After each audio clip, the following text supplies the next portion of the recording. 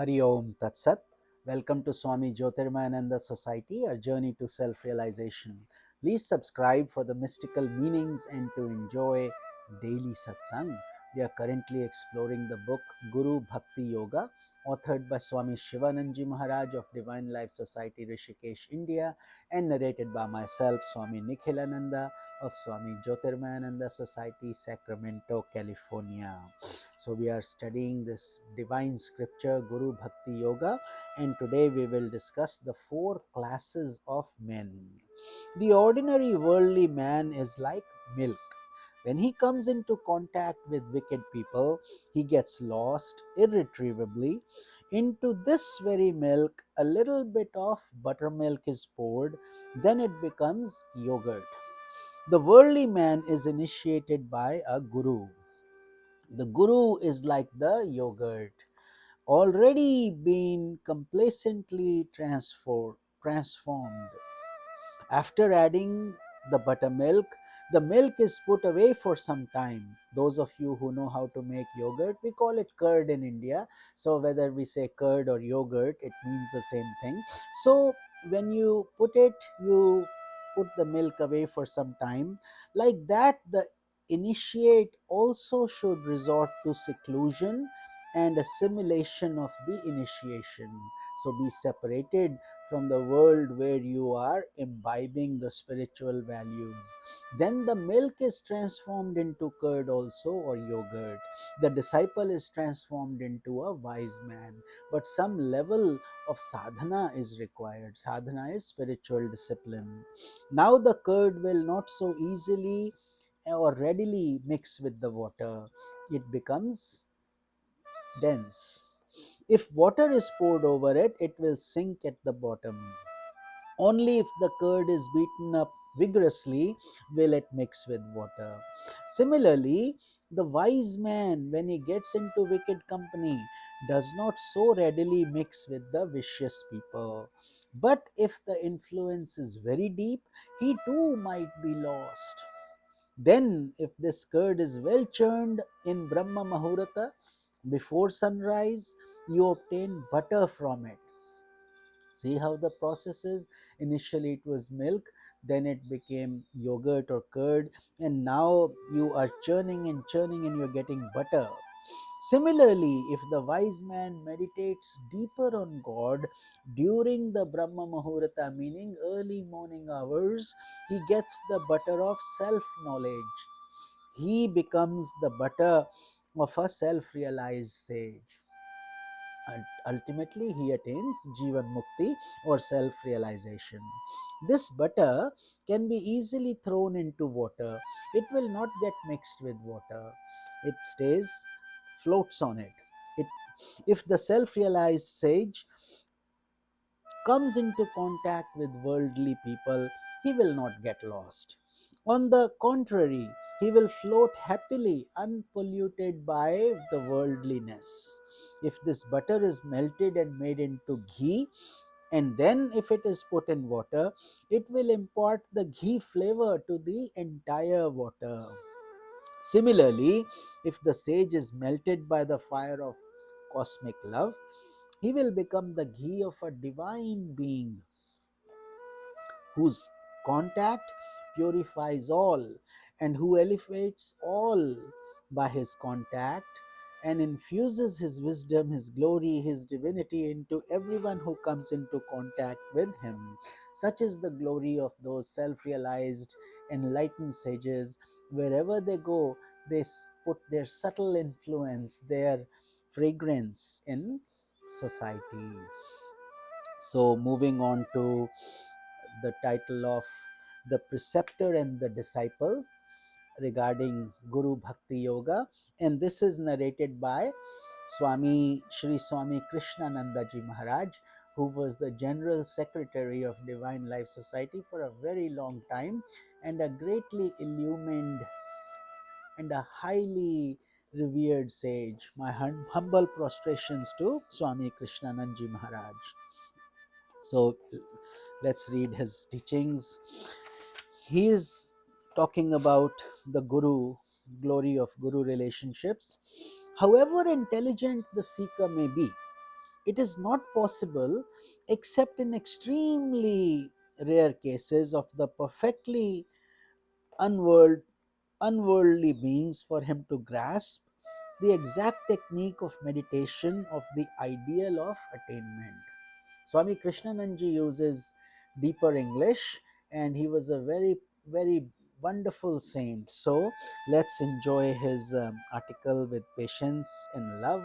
Here he is saying that meditation is difficult, it's not easy to learn without the assistance of the Guru. Just by watching a few things here, there, it is a journey that must be practiced with intense faith. Spiritual knowledge is imparted with the best result, not so much through the precision of reason and logic as image, art, and beauty. So, Swamiji is saying spirituality is more of an art form.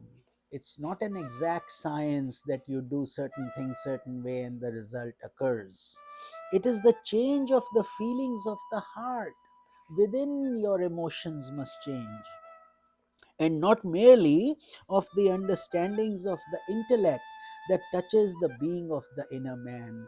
So when we cry, when we think of something, when we are emotional, all those are sentiments that come from the heart, not from the intellect. The intellect presents you with facts, with knowledge, with figures, with the conclusions, but that is not of so much help on this path. So this is known as Adhyatma Vidya, or the sacred knowledge of the scriptures, and it is the science of the innermost essence of the universe, and it does not come under the intellectual categories of objective discernment. Just like you analyze a skeleton or you look at an experiment in science, spirituality is a little different. It doesn't work with those conclusive proofs that we are used to seeing. The teachings of the sages have all had the conspicuous characteristic of appealing to the whole nature of a person, not merely to an aspect of him. So this is why we do holistic yoga. As you see in this logo, it's karma, bhakti, dhyana, jnana, action, devotion, meditation, and wisdom. So, the highest teachings are accomplished in the language of the heart of man. So, in that communion is their real transformation. The troubles of life are not alleviated through flowery expressions in subtle hair splitting. So, just by getting into logic and lots of intellectual discussion is not enough. The cause of sorrow is rooted in the very makeup of the individual and not only in his superficial coatings. So, we are not the veneer, we are deep down human beings. So, we have a heart, we have an intellect, we have a mind, we have an ego, we have senses. So, we are the sum composite of all those things, and thus it takes time to bring harmony to all these things. The inner disease is not cured by washing simply the outer shirt. So therefore we have to go deeper and deeper. The root of the illness has to be dug out. Just like you pull out a weed that is deeply rooted, you have to go to the root to eradicate it. Much like that, you have to go to the root of the problem to fix the resolve the issue.